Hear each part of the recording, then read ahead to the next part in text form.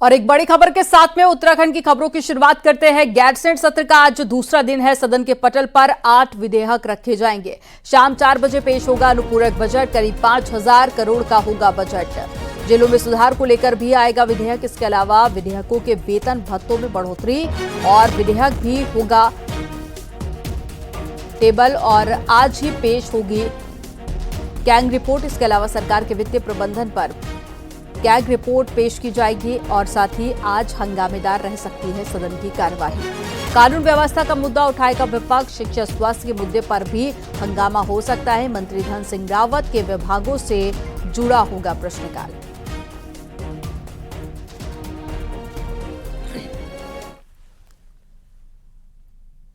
गैरसैंण में विधानसभा सत्र का आज दूसरा दिन है और सीएम धामी ने कहा कि अनुपूरक बजट आने वाला है। पक्ष और विपक्ष मिलकर राज्य के हित में चर्चा करेंगे और उसे धरातल पर उतारा जाएगा। इसके साथ ही सीएम धामी ने कहा कि जितने काम होते हैं उसके मुताबिक सत्र निर्धारित होता है। और ये अनुपूरक बजट हमारा जो सामान्य बजट आया था उस बजट को ठीक प्रकार से धरातल पर उतारने के लिए, कहीं कोई कमी न रहे, हर क्षेत्र में विकास के लिए और जो आवश्यकताएं हैं धन की वो धन वहां तक पहुंचे। अनुपूरक बजट उसको पूरा करेगा। अच्छा माहौल है, पक्ष विपक्ष सब मिलकर अच्छा करें। हम तो विपक्ष के साथियों से भी कहेंगे सकारात्मक रूप से सभी चर्चा में भाग लें।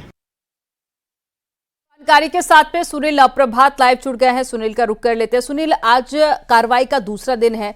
कई सारे विधेयक आज पेश किए जाने हैं, चर्चा भी होगी, विपक्ष के हंगामे के भी आसार है और ऐसे में आज का दिन कितना ज्यादा अहम रहने वाला है और साथ ही कौन कौन से मुद्दे हैं जो विपक्ष की तरफ से उठाए जा सकते हैं, वो कौन कौन से विधेयक होंगे जो कि सदन के पटल पर रखे जाएंगे आज? देखिए अमनदीप, आज का दिन बेहद महत्वपूर्ण है संसदीय कार्रवाई के हिसाब से, क्योंकि कल आपने देखा कि केवल वहां पर श्रद्धांजलि सदन में अर्पित की गई थी, लेकिन आज सुबह से ही आप देखेंगे कि गैरसैंण में माहौल गर्म रहेगा। सुबह 11 बजे से जब सदन की कार्रवाई होगी तो उससे पहले आपको कांग्रेस के जो तमाम विधायक हैं वो विधानसभा कैंपस में आपको हंगामा करते हुए देखे जा सकते हैं। कांग्रेस ईडी के दुरुपयोग के खिलाफ आज प्रदर्शन करने वाली है। सदन में भी ये मामला उठाया जा सकता है। तो वहीं जब 11 बजे से सदन की कार्रवाई शुरू होगी तो कांग्रेस ने कानून व्यवस्था के मुद्दे पर सरकार को घेर सकती है। खासकर आज सदन में शिक्षा और स्वास्थ्य विभाग से जुड़े प्रश्न आएंगे तो आपको इसका अंदाजा है कि ये दोनों ही डिपार्टमेंट आम आदमी से जुड़े हुए हैं, चाहे वो एजुकेशन की बात हो या हेल्थ की बात हो। तो इन तमाम मुद्दों पर आज विपक्ष सदन में चर्चा कर सकता है। सदन में हंगामे की स्थिति भी बन सकती है। आज ही के दिन करीब 8 विधेयक भी सदन में पेश किए जाएंगे, जिसमें सप्लीमेंट्री बजट आज शाम 4 बजे सदन में पेश किया जाएगा। वित्त मंत्री इस बजट को पेश करेंगे। इसके साथ साथ सरकार के वित्तीय कामकाज पर, वित्तीय प्रबंधन पर 2022-23 के लिए आज कैग रिपोर्ट भी सदन के पटल पर रखी जाएगी। महत्वपूर्ण विधेयकों में हम देखेंगे तो जो जेल एवं कारागार से जुड़ा हुआ एक विधेयक आएगा। सरकार चाहती है कि जेल में आधुनिक सुविधाएं वहां पर दी जाए, कैदियों को कुछ रोजगार के साधन डेवलप किए जाएं। तो इस तरह का एक्ट में एक संशोधन करने जा रही है सरकार, वो विधेयक आज पेश होगा। इसके साथ ही विधायकों की जो वेतन भत्ते हैं उनको बढ़ाने को लेकर भी तदर्थ समिति एक गठित हुई थी। तदर्थ समिति ने अपनी जो संस्तुतियां दी थी वो कल हाउस में रख दिया गया था। आज इसको विधेयक के रूप में फिर से टेबल किया जाएगा, जिसके तहत उत्तराखंड में 2018 में विधायकों के जो वेतन भत्ते हैं, उनकी सैलरी उसमें बढ़ोतरी की गई थी। एक बार तो फिर कई सारे महत्वपूर्ण विधेयक रहने वाले हैं जो कि आज पेश किए जाएंगे। जानकारी देने के लिए बहुत शुक्रिया सुनील आपका। और बुधवार को सेशन का पहला दिन भले ही बिना किसी शोर शराबे के गुजरा हो, लेकिन गुरुवार को नजारा ठीक इसके उलट देखने को मिलेगा। कैसा रहेगा गुरुवार का दिन, एक रिपोर्ट में आपको दिखाते हैं।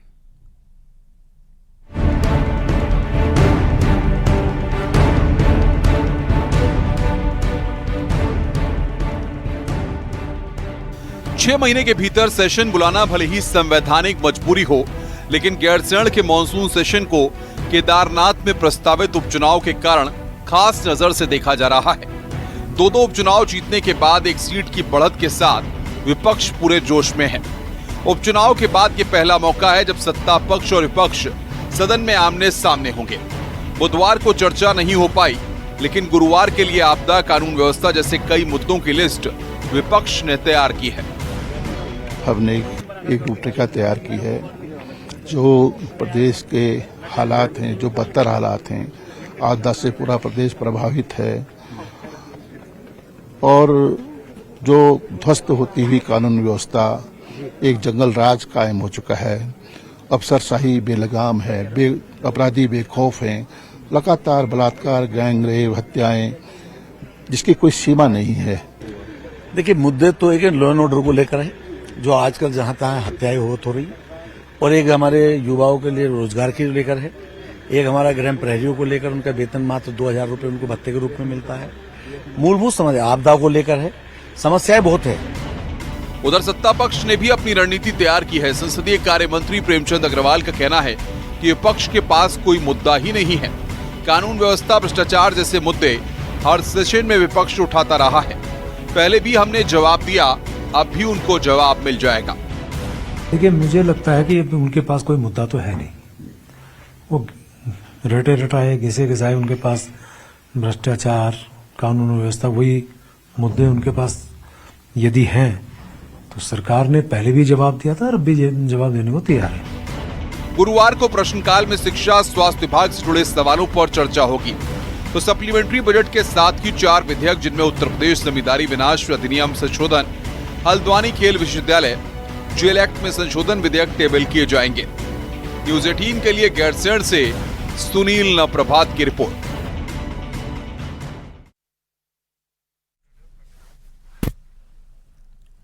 जूना अखाड़े के महामंडलेश्वर और जाने माने संत पायलट बाबा को आज ही हरिद्वार में भू समाधि दी जाएगी और लंबी बीमारी के बाद में मंगलवार को पायलट बाबा का 86 साल की उम्र में निधन हो गया। मुंबई से उनके पार्थिव शरीर को कल हरिद्वार स्थित उनके आश्रम लाया गया, जहां आज संत परंपरा के अनुसार उन्हें भू समाधि दी जाएगी। पायलट बाबा के निधन से संतों और उनके शिष्यों में शोक की लहर है। देश विदेश से उनके शिष्यों और अनुयायियों का हरिद्वार पहुंचने का सिलसिला जारी है। दोपहर करीब 12 बजे पायलट बाबा को भू समाधि दी जाएगी।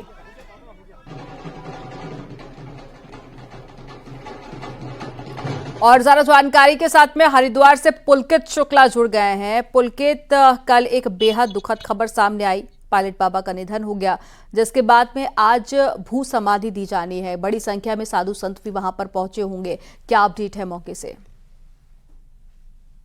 जी देखिए, आज ये भू समाधि दी जानी है और हरिद्वार के जगजीतपुर स्थित पायलट बाबा का जो अपना आश्रम है, लंबे समय से वो यहाँ पर आते रहे हैं। पिछले कई वर्षों से हालांकि वो यहाँ पर नहीं आ रहे थे, क्योंकि लंबे समय से उनको जो है उनका स्वास्थ्य ठीक नहीं चल रहा था और अस्पताल में भर्ती थे।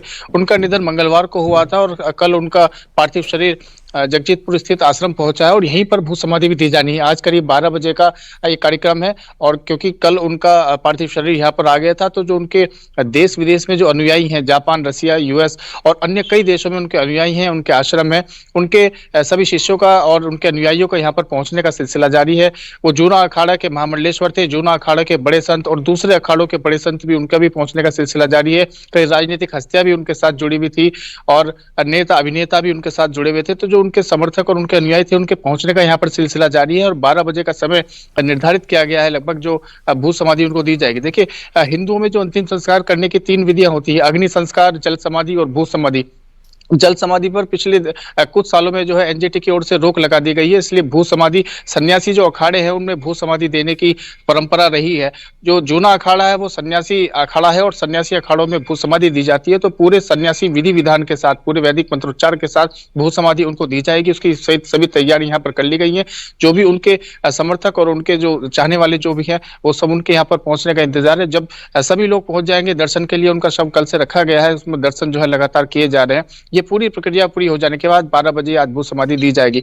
पायलट बाबा के जीवन की अगर बात करें तो काफी उनका रोचक उनका जीवन रहा है, क्योंकि वे विंग कमांडर रहे हैं और जो भारत के, चीन के साथ और पाकिस्तान के साथ 1962 और 65 में जो युद्ध हुए हैं उसमें भी वो विंग कमांडर रहे और उसमें उन्होंने अपनी भूमिका निभाई है। उसके बाद वो संन्यास के मार्ग पर आए थे और इसीलिए देश विदेश में उनके साथ जो है लाखों की संख्या में उनके साथ अनुयायी जुड़े। संख्या में लोग उनके अंतिम दर्शन करने के लिए भी पहुंच रहे हैं, दूर दूर से उनके जो अनुयायी हैं वो पहुंच रहे हैं। जानकारी देने के लिए बहुत शुक्रिया आपका। और 25 अक्टूबर तक उत्तराखंड में नगर निगम, नगर पालिका के चुनाव हो जाएंगे। सरकार ने यह भरोसा हाईकोर्ट को दिया है। बीजेपी अगले 60 दिन के अंदर ही चुनाव को लेकर तैयारी करेगी, लेकिन कांग्रेस को सरकार की बातों पर यकीन नहीं हो रहा है। रिपोर्ट आपको दिखाते हैं।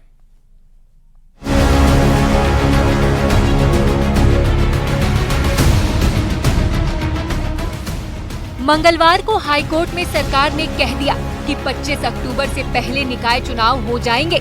कोर्ट में सरकार की तरफ से कही गई बात के बाद बीजेपी चुनाव को लेकर तैयार है। प्रदेश अध्यक्ष महेंद्र भट्ट की माने तो बीजेपी किसी भी वक्त चुनाव को तैयार है और जल्द ही सभी निकायों में टीमें भेजी जाएंगी। बिल्कुल तैयार है, बहुत जल्दी अपने जो टोली हमको उसमें भेजनी है प्रत्येक नगर निगम में, नगर पालिका, उसकी घोषणा बहुत जल्दी करने वाले। कोर्ट ने कहा है और सरकार भी पहले से ही तैयार है। सरकार जो है चुनाव कराने के लिए हमेशा तैयार है। कुछ टेक्निकल बाधाएं थी, वो सारी बाधाएं दूर कर ली गई हैं और मुझे लगता है कि कोर्ट का भी आदेश हुआ है और सरकार भी चाहती है कि जितनी जल्दी से जल्दी चुनाव हो, तो 25 अक्टूबर से पहले चुनाव हो जाने चाहिए। बीजेपी तैयार है, लेकिन कांग्रेस को सरकार के दावों पर यकीन नहीं है। कांग्रेस के मुताबिक अभी परमिशन से लेकर ओबीसी आरक्षण तय नहीं हुआ है, तो राज्य निर्वाचन आयुक्त का पद भी खाली पड़ा है। ऐसे में सरकार और बीजेपी चाहे लाख दावे कर लें, निकाय चुनाव नहीं होने वाले। मन में अभी लोग आक्रोशित हैं, ऑब्जेक्शंस लगा रहे हैं, वो कब रिमूव होंगे, क्या उस पर जांच बैठेगी, क्या होगा। उसके अलावा ओबीसी का आरक्षण की अभी स्थिति स्पष्ट नहीं है, जो हो रही बिना चुनाव होना संभव नहीं है। मुझे लगता है ये एफिडेविट भी गलत होगा, लास्ट में कोई ना कोई बहाना सरकार ढूंढेगी। निकायों का कार्यकाल पिछले साल दिसंबर में पूरा हो चुका है और तब से दोनों पार्टियों के नेता सिर्फ तारीख के ऐलान का इंतजार कर रहे हैं और जब तक चुनाव तारीख का ऐलान नहीं हो जाता तब तक कांग्रेस को बीजेपी और सरकार के दावों का यकीन नहीं है। दीपांकर भट्ट, न्यूज़ 18, देहरादून।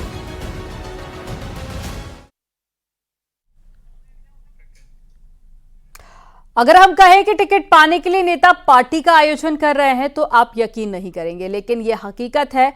कम से कम हल्द्वानी में तो ऐसा ही देखने को मिल रहा है। एक रिपोर्ट आपको दिखाते हैं।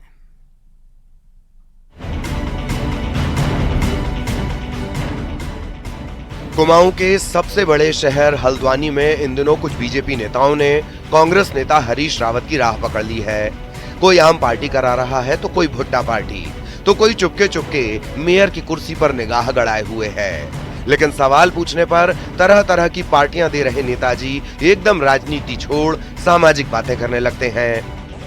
नहीं, नेता नहीं, हम समाज में रहने वाले व्यक्ति है, समाज में हर समय काम करते रहते हैं और ऐसे काम पहले भी करते आए हैं।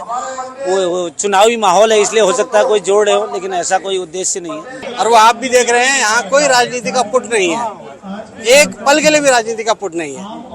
और यही खासियत है कि अगर राजनीति का पुट नहीं है तो इस हल्द्वानी शहर के लिए अगर हम सब एक हो रहे हैं, और वास्तव में हल्द्वानी के लोग हम एक ही हैं, अगर एक मंच में मिल रहे हैं, गैर राजनीतिक, देखो राजनीतिक होते हुए भी अगर लोग गैर राजनीतिक होकर मिल रहे हैं, ये एक अच्छी बात है और यही सफलता है इस कार्यक्रम की। भले ही ये पार्टीबाज नेता सीधे सीधे अपनी दावेदारी पर कुछ ना बोल रहे हों, लेकिन बीजेपी कार्यकर्ताओं को इनकी मंशा की भनक अच्छे से है, इसीलिए उनका ध्यान केवल स्वाद पर टिका है।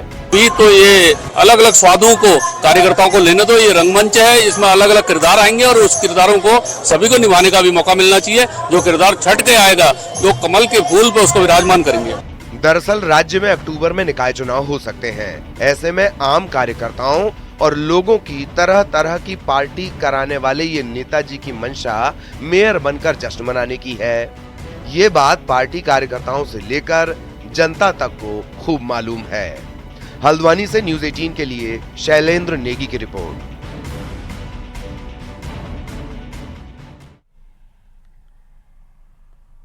गढ़वाल सांसद अनिल बलूनी ने बड़ी सौगात दी है। कर्णप्रयाग को उपजिला अस्पताल को 35 लाख रुपए की आधुनिक मशीन देने की घोषणा की है, जिसमें 16 लाख रुपए का एनेस्थीसिया वर्क स्टेशन देने की भी घोषणा की गई है और इसके साथ ही 5 लाख का ब्लड बैंक रेफ्रिजरेटर भी सौगात के तौर पर दिया जाएगा। वहीं महिला बेस अस्पताल सिमली को 14 लाख की सी आर्म मशीन देने की घोषणा की गई है।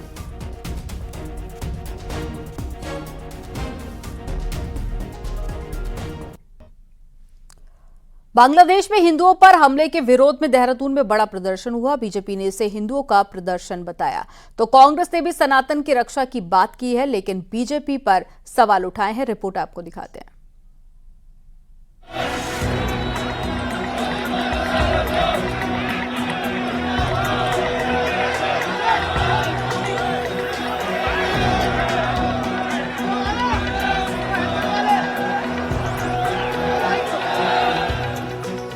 बुधवार को सुबह 10 बजे से 12 बजे तक देहरादून के बाजार बंद रहे, तो गांधी पार्क से कचहरी तक हिंदुओं पर अत्याचार के खिलाफ बड़ा प्रदर्शन हुआ।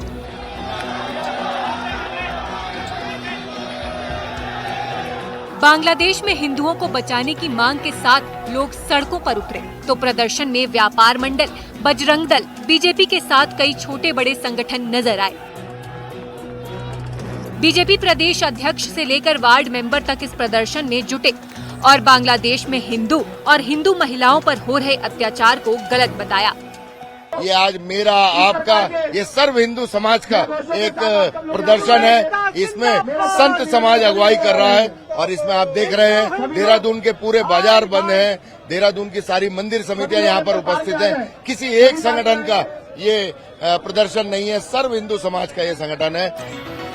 बांग्लादेशी हिंदुओं के समर्थन में प्रदर्शन में बीजेपी नेता शामिल हुए, तो सवाल कांग्रेस ने भी उठाए। कांग्रेस ने सनातन धर्म की सुरक्षा को जरूरी बताया, लेकिन बीजेपी के रवैये पर सवाल खड़े किए। प्रदेश अध्यक्ष करण महारा ने कहा कि बांग्लादेश पर प्रायोजित प्रदर्शन करने वाली बीजेपी तब प्रदर्शन नहीं करती जब उत्तराखंड में महिलाओं पर अत्याचार होता है। हर सनातन धर्म के व्यक्ति को, चाहे किसी देश में, उसको सुरक्षित होना चाहिए। ये हमारा वैसे भी नैतिक कर्तव्य है। लेकिन जो आज हुआ, जो प्रदर्शन था, उसमें महेंद्र भट्ट भी हैं, बीजेपी के पार्षद भी, और हिंदू हिंदू भाई भाई का, जबकि नारा होना चाहिए था हिंदू, मुस्लिम, सिख, ईसाई, हम सब हैं भाई भाई, क्योंकि सब इस देश के नागरिक हैं। आप कितनों में बांटेंगे? धर्म में बांटेंगे, फिर जातियों में बांटेंगे।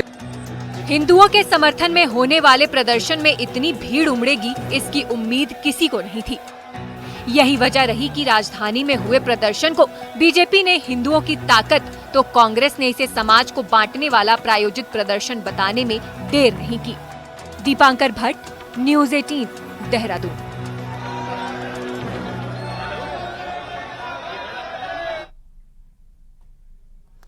उत्तराखंड पुलिस में जल्द ही 2000 पदों पर भर्तियां की जाएंगी, जिसमें कांस्टेबल से लेकर सब इंस्पेक्टरों की भर्ती होगी, जिसके लिए शासन से भी हरी झंडी मिल गई है। भर्ती के लिए जल्द आवेदन भी आएंगे।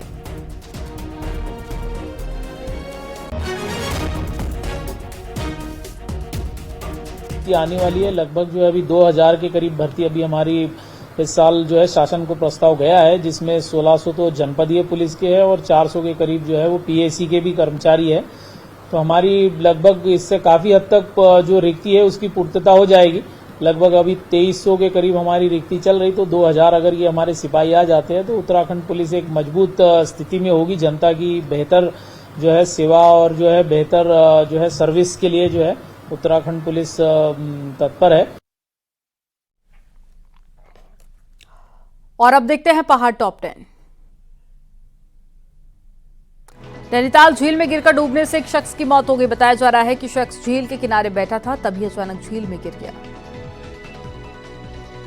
विकासनगर के आसन नदी में शव दिखने से हड़कंप मच गया। शव को पोस्टमार्टम के लिए भेजा गया।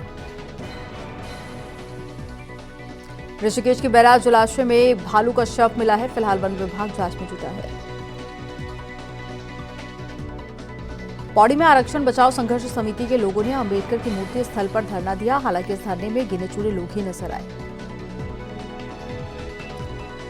चमोली में भारत बंद का मिलाजुला असर देखने को मिला। SC/ST समुदाय के लोगों ने कुछ जगह पर जुलूस प्रदर्शन कर अपना विरोध जताया।